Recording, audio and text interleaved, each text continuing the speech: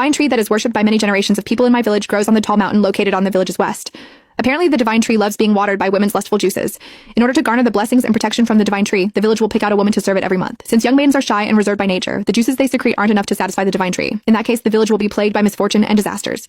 Because of that, there are rumors saying that the divine tree prefers married women instead. All the married women in the village refuse to serve the divine tree.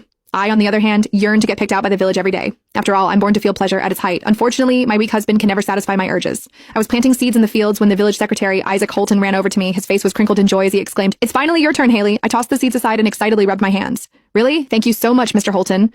Isaac was pleased by my reaction. He gave me a once-over with his hazy eyes, not bothering to hide the lecherous glint in them. I wasn't bothered by his gaze, but the woman working in the next field shot a look of disdain at us before muttering, "She only married into the Emerson family some time ago, but she's already acting so promiscuously. Fred sure is unlucky to have a daughter-in-law like her." I rolled my eyes and retorted, "You're a shriveled-up old hag now, so it makes sense that you don't understand what a privilege it is to serve the divine tree. I'll definitely satisfy it. You agree with me, don't you, Mr. Holton?" Isaac nodded vigorously. Using the saplings around us as cover, he ran his greasy hand along my thigh. The woman's face turned a ruddy red when she realized that she couldn't win the argument against me. She lowered her head and continued working. I scoffed.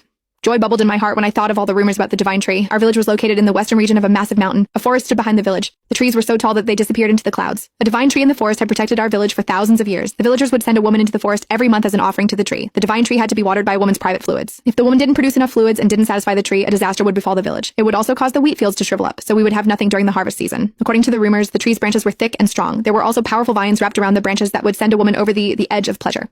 On top of that, if the woman was able to absorb the fluids that the vines excreted, they would become radiant. From my perspective, I was going to have a wonderful time tomorrow. However, the older women in the village avoided being selected as an offering for the divine tree at all costs. The divine tree didn't like shy young women. On the contrary, it preferred married, experienced women. Most of the married women in the village were already middle-aged. The last one who was sent to the divine tree returned with disheveled clothes. Her bottom half was also a mess. At that sight, a fearful expression crossed the face of the village chief, David Kingsley. He claimed that the woman hadn't satisfied the divine tree, so disaster was about to befall the village. To appease the divine tree's wrath, the men of the village decided to deliver me to it after they discussed their options.